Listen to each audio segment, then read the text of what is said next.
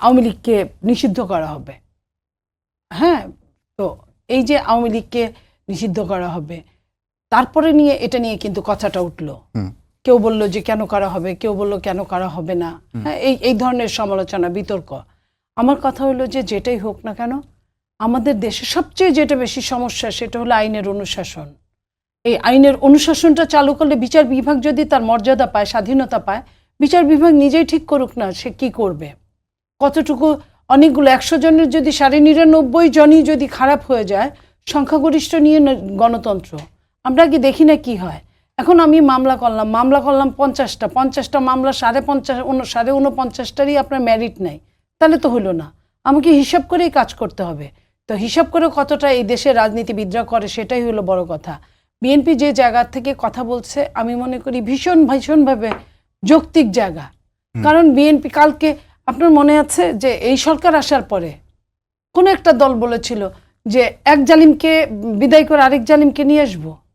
তো এই যে কথাগুলা, তো যে যে এক জালিমের কথা বলছে তাদের একটা কারণ দেখায় যদি সন্ত্রাসী সংগঠন বলে, ছাত্রলীগ, ছাত্র দল বা ছাত্র শিবির বা ছাত্র যেটাই সংগঠন, এরা কিন্তু মানে 1/11 পরে এরা কিন্তু অঙ্গ সংগঠন না, এরা হচ্ছে সহযোগী সংগঠন।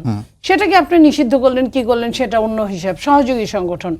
তো আপনার দলটাকেই যদি আপনি নিষিদ্ধ করে দেন তাহলে তো এটা আবার খারাপ। আপনার যে একই কারণটা যদি একই আপনি ধরায় দেন, যেখানে গেল আমি আমার লোক দাঁড়িয়ে থাকলো তাকে মেরে ফেললো, তো সে সহিংসতা শিকার। কিন্তু সহিংসতা শিকার আমরা বিগত দিনে কি দেখেছি, যে সহিংসতা শিকার তার মামলা পুলিশ নেয় নাই, যে সহিংসতা করেছে তারই মামলা নিয়েছে, সে মেরেছেও মামলাও করেছে, আবার জেলও খাটিয়েছে তার আত্মীয় স্বজনদেরকে। তো সেই জায়গা থেকে আমরা বলতে চাই যে এটাকে আমরা আইনের জন্য রেখে দিতে পারি, আইনের জন্য রেখে দিতে পারি। তবে রাজনীতি করার অধিকার এই দেশের নাগরিক যদি হয়, যদি 71-এর যদি আপনার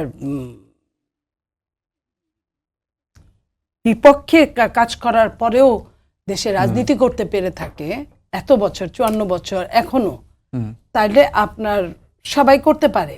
তবে শাস্তি, যে যত খারাপের শাস্তি হওয়া উচিত, এটা আমি সবসময় বলি।